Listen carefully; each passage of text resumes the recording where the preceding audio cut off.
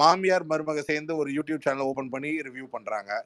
போற போக்குல அரை லைட்ல ரூமை போட்டு ஒரு ரிவ்யூ பண்றாங்க. இப்போ ரிவ்யூ பண்றத ஒரு ட்ரெண்டிங்கான ரிவ்யூவா பண்றாங்க. அது நீங்க இப்ப எப்படின்னா இவ்வளவு ரிவ்யூக்கள் போடுற தம்ப்நெயிலும் டைட்டிலும் தான் கேட்சி பாயிண்டே தவிர இந்த ரிவ்யூக்காக டீடைலிங்கா உட்கார்ந்து இதுல ஒரு அறிவு சார்ந்த டாக் இருக்கும் அப்படின்னு பாக்குற அந்த மாதிரியான ரேஷியோ ஆஃப் கிரவுட் ரொம்ப கம்மி ஆயிடுச்சு இப்போ. சார் நம்மளவங்களே இப்ப இல்ல சார், அதுதான் சொல்றேன் சார். நம்மளது நாங்க ஒரு 4 இது பாக்குறோம் அப்படிங்கும்போது அவங்களே நிறைய ஃபால்ஸ் இதுல போகும்போதுதான் கொஞ்சம் சங்கடமா இருக்கு. திலீப் நம்ம அடுத்த ஸ்பீக்கர் போயிடலாம். ஏன்னா நம்ம நேரம் குறைவா இருக்கிறதுனால. சார் சொன்னதுக்கு ஒரு உதாரணம் மட்டும் சொல்லிட்டு நான் அடுத்த ஸ்பீக்கர்ல நகர்றேன். சார் அது எடுத்துக்காட்டு நம்ம தமிழ் சமூகம் இன்னைக்கு அறிவு சார்ந்த சமூகம்ன்றதுக்கு எடுத்துக்காட்டு என்னதான் Vijay sir, Ajith sir, Suriya sir நடிச்ச படமா இருந்தாலுமே அதுல ரிவ்யூ என்னதான் முயற்சி பண்ணாலுமே அந்த 2-3 நாள் ப்ரமோஷன் பண்ணி எல்லாம் பண்ணாலுமே அந்த படத்துல உள்ள கண்டென்ட் இல்லைன்னா நம்ம மக்கள் வீழ்த்திடுவாங்க சார். ஆனா அது படத்துல கண்டென்ட் இருக்குன்னா அவ்வளவு பெரிய நடிகர் இல்ல, அது வெளிச்சம் குறைவா இருக்கிற நடிகரா இருந்தாலும் சரி தூக்கி மேல வச்சிருவாங்க சார். சோ நம்ம தமிழ் மக்கள் ரொம்ப அறிவு சார்ந்த ஆட்கள். அதுல அது எனக்கு அதுக்கு ஒரு உதாரணம் எடுத்துக்காட்டதான் அதை நான் சொல்லணும்னு நினைக்கிறேன். அதே மாதிரி ரிவ்யூன்றதுல யார் நீங்க சொன்னதுதான் யாரும் இன்டெலெக்சுவலாவும் தரமாவும் கொடுக்குறாங்களோ அவங்கதான் சார் என்னைக்கும் டாப்ல இருக்காங்க. அதுக்கு எடுத்துக்காட்டு நீங்க இப்போ வரைக்கும் ஒரு சஸ்டைனபிளா நீங்க ஒரு இன்டெலெக்சுவலான ரிவ்யூவரா இருக்கிறதுக்கான எடுத்துக்காட்டுதான் சார். அடுத்து நகர்ந்து போயிடலாம். எம்எஸ் குமார் பேசுங்க. MS Kumar. Hi Ravi sir. Hi sir.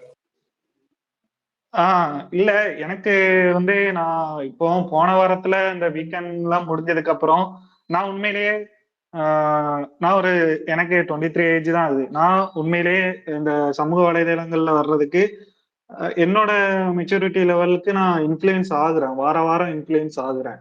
ஆனா நான் முத்துக்குமரன் எதுக்கு சப்போர்ட் பண்றேன்னா வெளியில இந்த சமூக வலைதளங்கள்ல உலா வர்ற விமர்சனங்கள், தேவையில்லாத விமர்சனங்கள் அதை பார்த்து இல்ல, நான் லைவ் பாக்குறேன்.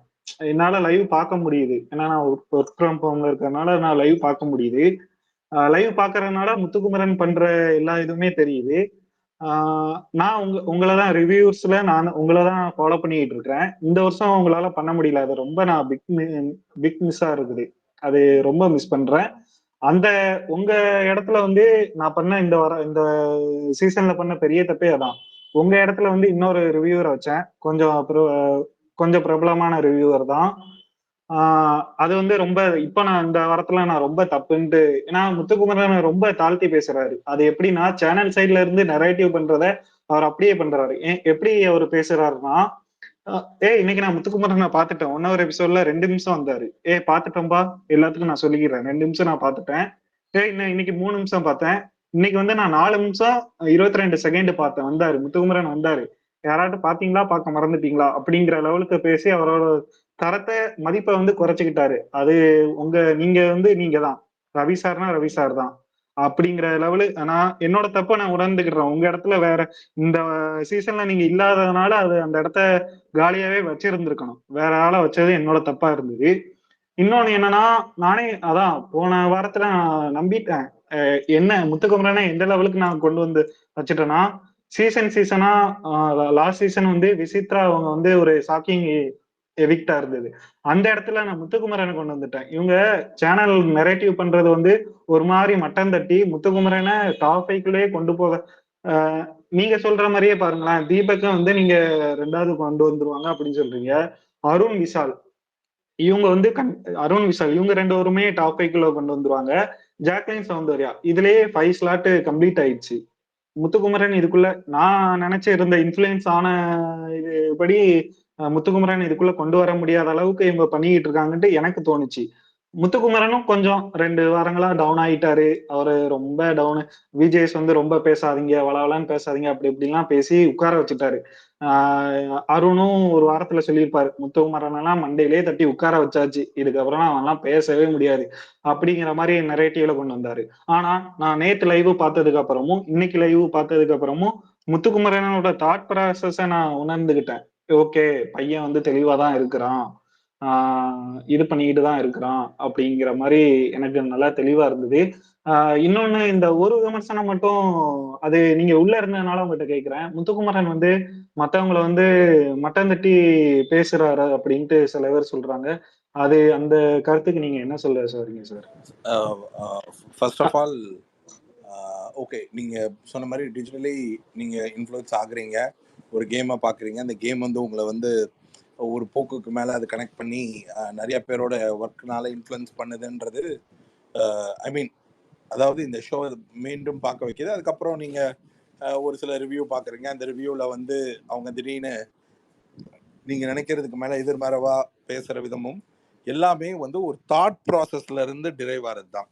அவங்க வந்து ஒன்று ஹார்ட்ஃபுல்லாக பேசலாம், இன்னொன்று பணத்துக்காக பேசலாம், இன்னொன்று அவங்களுக்கு பிடிக்காதது இந்த மாதிரி கேரக்டர் அப்படி அதை டிரைவ் பண்ணி பேசலாம். ஸோ இந்த பேசுகிறவங்களெல்லாம் ஒதுக்கி வச்சுட்டு ஜென்ரலாக ஒன்று சொல்கிறாங்கல்ல, இப்போ முத்துக்குமரன் வந்து கட்டப்பட்டுள்ளது, அவர் ஒடுக்கப்பட்டார், அவர் இது. இப்போ இந்த கேமையும் நீங்கள் ஒரு ஆங்கிளில் பார்க்கணும். என்னன்னா, ஒருவன் மட்டுமே 24 பேர் மொத்தத்தில் ஆக மொத்த கணக்குக்கு 24 பேரை வச்சு ஒருத்தன் முன்னாடி வரணும்னா போதுமான அளவுக்கு அழுத்தம் கொடுக்கணும். அந்த அழுத்தத்தை தாங்கி தான் இந்த விளையாட்டோட வெற்றி அடையணுன்றது தான் இந்த கேமோடைய ட்ரா பேட்டர்னே.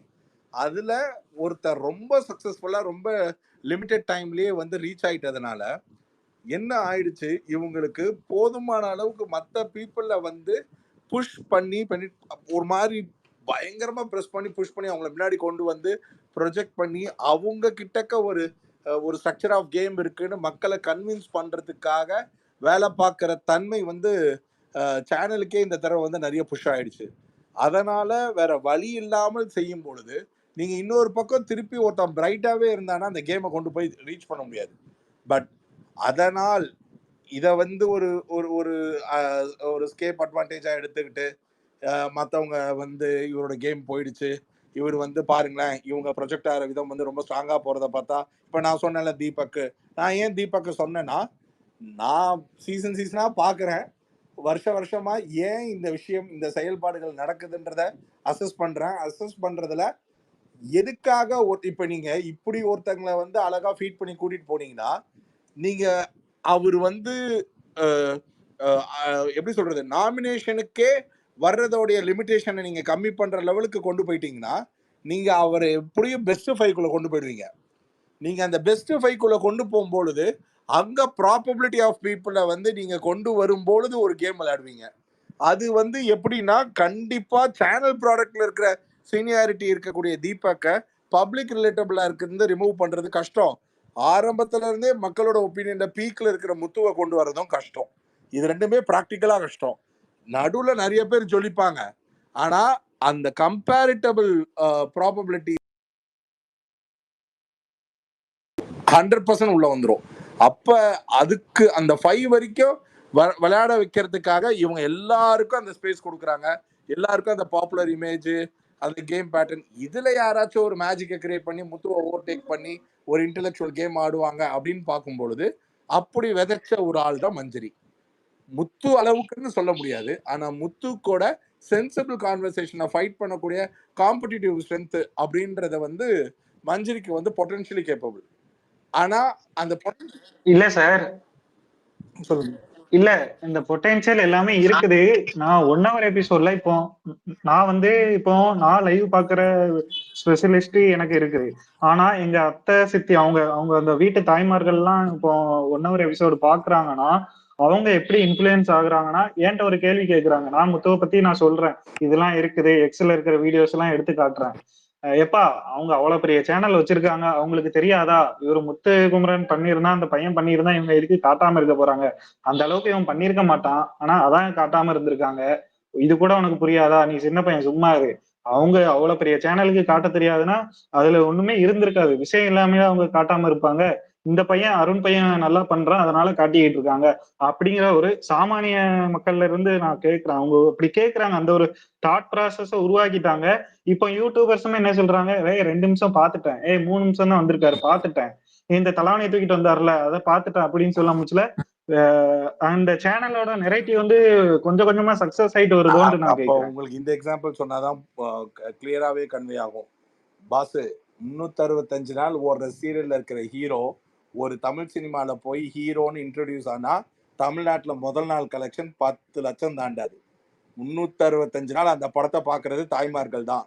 அந்த சீரியல் டாப் ஹிட் தான். அந்த சீரியல் ஹீரோ டாப் பாப்புலாரிட்டி தான். எல்லாமே ஓகே. ஆனா தியேட்டருக்கு வந்து மக்கள் படம் பார்க்கணும்னா, காசு கொடுத்து பார்க்கணும்னா அந்த படத்துக்குன்னு பல மேஜிக் நடக்கணும். அதுதான் இந்த கேம். இந்த கேம்ல ஒருத்தனை எவ்வளவு நேரம் பேசுறாங்க, எப்படி புரிஞ்சுக்கிறாங்க, எந்த நேரத்துல புரிஞ்சுக்காம போறாங்க அப்படின்றதெல்லாம் முக்கியம் கிடையாது. கிளைமேக்ஸ்ல அவன் எப்படி வரான்றது தான் முக்கியம். அந்த கிளைமேக்ஸ் வர வரைக்கும் நிறைய மேஜிக் நடந்துட்டு தான் இருக்கும். இன்னைக்கு நாளைக்கு நல்லவன் பேசும். இதுதான் இந்த கேம். இந்த கேமோட மாறவே மாறாது. கண்டிப்பா கண்டிப்பா சார். விஜய் திராவிடன் சார், அதை நீங்க பேசுறீங்க, நம்ம ஒரே பேசுங்க விஜய். நீங்க அப்படியே பேசிட்டே இருங்க. ஒரே ஒரு கால். I'll just finish this call and come. Sure sir. பேசுங்க விஜய். அப்துல் ப்ரோ எப்படிங்க? நல்லா இருக்கேன் ப்ரோ. நீங்க நல்லா இருக்கீங்களா ப்ரோ? கொஞ்சம் டெய்லி ஸ்பேஸ் போடுங்க ப்ரோ. மற்ற ஸ்பேஸ்ல எல்லாம் போயிட்டு தலைவலியாக மனசாட்சி இல்லாம ரொம்ப கேவலமா பேசிருக்கானுங்க. அநியாயத்துக்கு ஒரு இதுவா பண்ணுறானுங்க. புரியுதா இல்லையா? ஏன்னா இப்போ முத்து இவ்வளவு பண்ணி இப்ப நீங்க இப்ப சப்போர்ட் பண்ணி அப்படின்னா நம்ம எல்லாம் இவ்வளவு சப்போர்ட் பண்றோம். நம்மளுக்குன்னு ஒரு தனிப்பட்ட ஒரு ஸ்பேஸ் இல்லாத ஒரு கவலை வந்து ஹெவியா இருக்கு. புரியுதா இல்லையா? இப்ப இந்த ஸ்பேஸ் போட்டோம்னா கொஞ்சம் சந்தோஷமா இருக்கு. அதை விட்டு இப்ப அங்க போனோமா ஸ்ட்ரெயிட்டா அதான் இப்ப MS குமார் சொன்ன மாதிரி தான். எப்படின்னு சொல்றாங்கன்னா 1 hour எபிசோட்ல வந்தாதான் அவங்க மெயின். அப்படின்னா எனக்கு தெரிஞ்சு விஷாலும் தசிவம் பண்ணா தெரியுமா? எனக்கு தெரிஞ்சு அவங்க தான் டைட்டில் 30 நிமிஷம் 40 நிமிஷம் சொல்லிட்டு கண்டென்ட்டே வருது டெய்லி. ஓகே, மீதி எல்லாத்துக்கு கூட ஒரு 3 நிமிஷம் 4 நிமிஷம் வருது. அவங்க கண்டென்ட் மீதி எந்த கண்டென்ட்டும் இல்ல. ஓகேவா? சொல்லப்போனா அந்த பிபிஏ பிக் பாஸ் இல்லாத மாதிரி பிக் பாஸ் சீரியல் மாதிரி நடத்திருக்காங்க. அந்த பிக் பாஸ் சீரியலை பாக்குற தாய்மார்களுக்கு அது ரொம்ப பிடிச்சிருக்கு.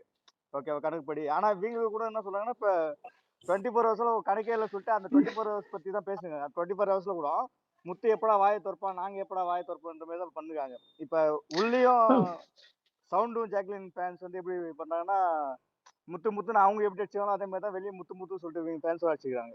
ரெண்டுத்துக்கும் ஒரு வித்தியாசம் இல்லாத மாதிரி. அவன் கம்முன்னு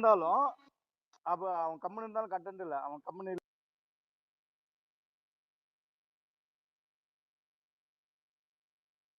அவர் பேசுறது எனக்கு கேட்கல. விஜய் நீங்க பேசுங்க விஜய். இப்ப கேக்குது பேசுங்க. இல்ல முத்து ஃபேன் தனியா ஒரு ஆர்மி, அது தனியா ஒரு ஸ்பேஸ் இருந்தாவே போதும். இன்னும் வந்து அப்துல் ஒரு ரிக்வெஸ்ட், மற்ற ஃபேன்ஸ் நம்ம ஃபேன்ஸ் முத்து ஃபேன்ஸ் எல்லாம் சில தரக்குறவா வந்து கொஞ்சம் மற்ற கிட்ட பேசலாம், அது கொஞ்சம் அவாய்ட் பண்ண மாதிரி நீங்க கொஞ்சம் சொன்னா அது கெட்டா இருக்கும். ஏன்னா ரொம்ப ஒரு ஆப்போசிட்டா ஒன்று போற மாதிரி ஒன்று தோணுது கொஞ்சம். இல்ல ப்ரோ, நம்ம சைட்ல உள்ளவங்க வந்து அது பண்றது இல்ல. சில வீணுக்குன்னு ஃபேக் ஐடிலாம் ஓபன் பண்ணி முத்து ஃபேனு, முத்துவோட ஆர்மி அப்படின்னு ஒரு ஃபேக் ஐடிலாம் கிரியேட் பண்ணி இத வீணுக்குன்னு ஒரு குரூப் பண்ணிட்டு இருக்குது. அது எந்த குரூப்னு நம்ம உங்க எல்லாத்துக்குமே தெரியும். அதுதான் தவிர்த்து நம்ம ஃபேண்டம் சைட்ல இருந்து அவ்வளவா வராது. வந்தாலும் நம்ம வந்து சொல்லிட்டு தான் இருக்கோம், யாரும் அந்த மாதிரி பண்ண வேணான்ட்டு. சோ அது வராது. அந்த முத்துக்குமார் ஆர்மி சொல்லிட்டு வச்சு கீரி போய் சொல்லிட்டாரோ, அவரும் அதான் பண்றாரு. ஏன்னா எனக்கு பிடிக்கல. சில டைம் வந்து அவரு அது விஜய் மத்தவங்க பத்தி ரொம்ப டீப்பா அதுக்குள்ள போக தேவையில்ல, அதை விட்டுருங்க. நம்ம முக்கியமான பாயிண்ட் அட்ரஸ் பண்ணணும்னு நினைக்கிறேன். என்னன்னா திரும்ப இங்க இந்த ஸ்பேஸ்ல இவ்வளவு நேரம் நடந்ததுல ஒரு விஷயம் திரும்ப நிறைய பேர் பதிவு பண்ணிட்டே இருந்தீங்க. என்னன்னா நாங்க ஒரு ஒப்பீனியன்ல ஸ்ட்ராங்கா இருக்கோம், ஆனா வந்து திரும்ப வந்து எங்களுக்கு மூல செலவை செய்யப்படுது, திரும்ப வேற ஒரு கட்டமைப்பை உருவாக்குறாங்க. யூடியூப்லயா இருக்கட்டும் இல்ல மத்த எங்க ஸ்பேசஸ், காமன் ஸ்பேசஸ்லயா இருக்கட்டும், வந்து அவங்க வந்து நிறைய இவரோட இதை வந்து கம்ப்ளீட்டா வேற மாதிரி போர்ட்ரே பண்ணி முயற்சி பண்ணி எங்களுடைய எண்ணத்தை வந்து மாற்ற முயற்சிக்க பண்றாங்க. அது கூட நாங்க போராடுறோம் நீங்க சொல்றீங்கல்ல. ஆக்சுவலா அதுதான் சார் உண்மை. நான் அதுதான் எல்லாருக்கிட்டையும் சொல்ல விரும்புறேன். இங்க வந்து நிறைய முயற்சிகள் பண்ணுவாங்க சார். நிறைய வந்து நான் முன்னாடியே சொன்ன மாதிரிதான் கடைகள்ல வந்து நிறைய கூவி விற்பாங்க. நம்ம சிம்பிள் நிறைய ஒரு போலியான விஷயங்கள் எடுத்துட்டு வந்து இப்படி கடைகள்ல வந்து இதை பாருங்க, இது அழகா இருக்கும், இது நல்லா இருக்கும், அப்படி இப்படின்னு வந்து தேடி வந்து விற்க முயற்சி பண்ணுவாங்க.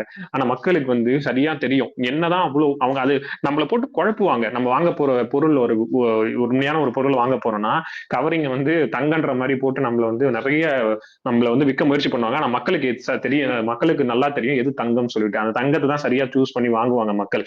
அதே மாதிரிதான் நானும் சொல்றேன். இங்க என்ன முயற்சி பண்ணாலும் என்ன கட்டமைக்க பண்ணாலும் சரி, அது எதுவுமே வெற்றி அடையாது. அதுக்கு எடுத்துக்காட்டுதான் அன்அபிஷியல் போல்ல இருக்கக்கூடிய இன்னைக்கு 2,00,000 அந்த ஓட்ஸ். அந்த 2,15,00,000 வந்து நீங்க இவ்வளவு தூரம் கவலைப்படணும்னு அவசியமே கிடையாது. காரணம் என்னன்னா பொதுமக்கள் தெளிவா இருக்கிறாங்க. இங்க வந்து 2,15,00,000 ஓட்டு வாக்கு அவர் வந்து வாங்கி முதலிடத்துல இருக்கிறாருன்னா மக்கள் தெளிவா இருக்கிறாங்கன்றது அர்த்தம். அதனால உங்களோட பயத்தையும் உங்களோட கவலைகள் பத்தி நீங்க வந்து அதை எடுத்து ஓரமா வச்சிருங்கன்றது முதல் பாயிண்ட். அடுத்த பாயிண்ட் நான் வந்து என்ன சொல்ல வரேன்னா, இந்த மாதிரி நிறைய வீட்டுல பாக்குறவங்க வந்து ஏன் வந்து அருணை காமிக்கிறாங்க, முத்து காமிக்கல, 2 நிமிஷம் 1 நிமிஷம் சொல்லிட்டு நிறைய பேர் பேசிக்கிட்டே இருக்காங்கன்னு ஒரு விஷயம் சொல்றாங்கல்ல. இங்க நிறைய பேருக்கு எல்லாருக்குமே ஒருத்தரை வந்து பிடிச்சிருன்னு அவசியம் இல்லை சார். எல்லாரும் ஒருத்தரை பார்த்துன்னு அவசியம் கிடையாது. நிறைய பேருக்கு பிரிஞ்சுதான் இருப்பாங்க. ஒரு சில பேருக்கு கொஞ்சம் கொஞ்சமா குறைவுகள். ஆனா இங்க மெஜாரிட்டி எது வின் பண்ணுது? இங்க அரசியலா இருக்கட்டும், இங்க எதுவா இருக்கட்டும், எல்லாமே இங்க மெஜாரிட்டி தான் சார் வின் பண்ணும். மெஜாரிட்டி மக்கள் யாரை ரசிக்கிறாங்க, மக்கள் மெஜாரிட்டி யார் ஓட் போடுறாங்க, அவங்க தான் போய் மேல வந்து வின் பண்ணி கப்பு அவங்க தான் கொடுக்க போறாங்க. அதனால மத்தவங்களை பிடிக்க கூடாது, இல்ல அவங்க இப்படி பாக்குறாங்கன்றத நம்ம வந்து எதிர்பார்க்கறது தவறு சார். அதனால மத்தவங்களை பிடிக்கட்டும், அது நமக்கு பிரச்சனையே கிடையாது. அவங்க பார்க்கட்டும், ரசிக்கட்டும். ஆனா இங்க மெஜாரிட்டி யாருக்கு பிடிச்சிருக்கு, மெஜாரிட்டி யார் பக்கம் நிக்கிறாங்க, மெஜாரிட்டி யாரை தூக்கி கையில விடுறாங்க. கிட்டத்தட்ட சார் 50% ஆஃப் ஓட் வந்து அப்படியே ரெண்டாவதுக்கும் ஃபர்ஸ்ட்டுக்கும் டிஃபரன்ஸ் இருக்கு. இவங்க 1.20 இருக்காங்க, அவர் 2.25 இருக்கிறாரு. கம்ப்ளீட்டா 50% ஆஃப் ஓட் அப்படி இன்டு 2x இன்டு 2 மடங்கு வாக்கு வித்தியாசத்துல முன்னாடி இருக்கிறாரு. இவங்க சொல்ற மாதிரி வந்து ஃபேக்கா நேத்து வந்து ஒரு விஷயம் போட்டாங்களே, 51 லட்சத்துல இருக்கிறாங்க, அடுத்த செகண்ட் வந்து 49 லட்சத்துல இருக்காங்கன்னு சொல்லிட்டு ஒரு ஃபேக் நரேட்டிவ் ஒன்று செட் பண்றாங்கல்ல. அதெல்லாம் தயவு செய்து விழுந்துடாதீங்க. நான் ஒரு விஷயம் தான் நான் சொல்ல விரும்புறேன். இங்க உங்க எண்ணத்தை வந்து ஸ்ட்ராங்கா பிலீவ் பண்ணுங்க. நான் வந்து இங்க இன்னும் கொஞ்சம் பொதுநலமாவே பேசுறேன். முத்துக்குமரன் ஆர்மியை தாண்டி நீங்க யாருக்கு வேணா சப்போர்ட் பண்ணுங்க, என்ன வேணா பண்ணுங்க. நீங்க உங்க எண்ணத்தையும் உங்களுடைய சிந்தனையும் ஸ்ட்ராங்கா பிலீவ் பண்ணுங்க. அது வந்து எப்பயுமே சரியா இருக்கும். நம்ம ரவி சார் சொல்லிட்டு போன மாதிரிதான், என்னதான் ரிவ்யூ பண்ணாலும் அங்க ரிவ்யூல இருந்து இவங்க உண்மையிலே அவங்க என்ன மாதிரியான ஒரு சிந்தனை ஆட்களா இருக்காங்கன்னு சொல்லி அவங்க தான் எக்ஸ்போஸ் ஆயிக்குவாங்க. உங்களை நீங்க நம்புங்க, உங்க எண்ணத்தை நீங்க நம்புங்க. அதை தாண்டி ஒருத்தவங்க ஃபேக்கா பண்றாங்கன்னா மக்கள் ஈஸியா கண்டுபிடிச்சிருவாங்க சார். இதுதான் இவங்க பொய்யா இருக்கு. நீங்களே வந்து சொன்னீங்க சார், நான் இந்த மாதிரி வந்து இவரை வந்து உங்களை ரிவ்யூரா பார்த்தேன், அவர் இடத்துல இன்னொருத்தரை வச்சு நான் பார்த்தேன், ஆனா அவர் இந்த மாதிரி பேசுறாரு, எனக்கு இப்ப தெரிஞ்சிருச்சு, நான் அவர் வந்து தப்பா சூஸ் பண்ணிட்டேன்னு சொல்லிட்டு. அப்ப நீங்களே அவர் வந்து உங்களுக்கே தெரியுது அவர் எக்ஸ்போஸ் ஆயிருக்காருன்னு உங்ககிட்ட. அப்போ மக்கள் சரியான பார்வையில தான் பாத்துக்கிட்டு இருக்கான்னு நான் நம்புறேன். ஒரு விஷயம் மட்டும் தான் நான் சொல்ல விரும்புறேன். நீங்க உங்களோட எண்ணத்துல ஸ்ட்ராங்கா இருங்க. எத்தனை ஸ்பேஸ் வேணா ரெகுலரா நடக்கட்டும், என்ன வேணா நடக்கட்டும். உங்க கோரிக்கை வேணா நம்ம எடுத்துக்கலாம். ரெகுலரா ஸ்பேஸ் போட முடிஞ்சதுன்னா கண்டிப்பா அங்க இருக்கக்கூடிய ஹோஸ்ட் வந்து இல்ல ஹோஸ்டோ இல்ல மற்ற முத்துக்குமரன் பிடித்த நபர்களோ கண்டிப்பா அதுக்கான முயற்சிகள் எடுப்பாங்க. அப்படி இல்லாட்டாலும் சரி, கிடைத்த நேரங்கள்ல என்ன எல்லாருக்கும் அன்றாட வாழ்க்கை இருக்கு, அன்றாட வேலை இருக்கு. சோ அதை பண்ணிக்கிட்டு இருக்காங்க, முயற்சி பண்ணுவாங்க, அதை நடக்கும்ன்றதை நான் நம்புறேன் சார். ஒரு நாளைக்கு ஒரு 1 ஹவர் ஏதோ மினிமம் ஒரு 1 ஹவர் போட்டா கூட போதும். அதான் ஒரு ஜஸ்டிஃபையர் கட்டிட்டு. ஏன்னா இது எப்படி தான் போயினுக்குது, இப்போ பிராண்டிங்ன்றது ஹெவியா போயினுக்குது. ஓகேவா, ஒருத்தனை வந்து பிராண்டிங் பண்ணி தள்ளி. ஏன்னா நான் என்ன பொறுத்த வரைக்கும் நான் ஓப்பனா முத்து பேர் சொல்லிட்டு பேசுவேன். மற்றவங்க மாரி இல்லை, நான் நியூட்ரல் ஃபர்ஸ்ட்லாம் சொல்லுவேன், நியூட்ரல் சொல்லிட்டு. ஒரு டேஸ்க்கு அப்புறம் நான் வந்து முடிவு பண்ணிட்டேன், இனிமேட்டு நம்ம நியூட்ரல் சொல்றதெல்லாம் வேஸ்ட்டு. இப்போ நம்மளுக்கு தோணுது மனசா நம்ம வந்து இவனுக்கு தான் சப்போர்ட் பண்ணணும் நம்மளுக்கு தோணுது. அதை வெளிப்படையா சொல்லிட்டு நம்ம சப்போர்ட் பண்ணி பேசலான்ற ஒரு முடிவில் வந்துட்டேன். ஓகேவா, அதனால தான் ஏன் எனக்கு கோவம் வருதுன்னா, இது வந்து ஒரு ஸ்டேஜ் மேலே, ஏன்னா நான் அவனுக்கு சப்போர்ட் பண்ண மெயின் ரீசனே ஒரு மிடில் கிளாஸ், நானும் ஒரு மிடில் கிளாஸ் தான். அதை தாண்டி அவரோட ஒரு ஸ்பீச்சை என் மனசுல வந்து படியும். அவர் எதனா ஒன்று பேச போனாவே ஓகே, இது நம்மளே நம்ம மனசுல இருந்து பேசுற மாதிரி இருக்குது அப்படின்ற ஒரு தாட்ஸ் நம்மளுக்கு வரும். அதையே கெடுத்து ரொம்ப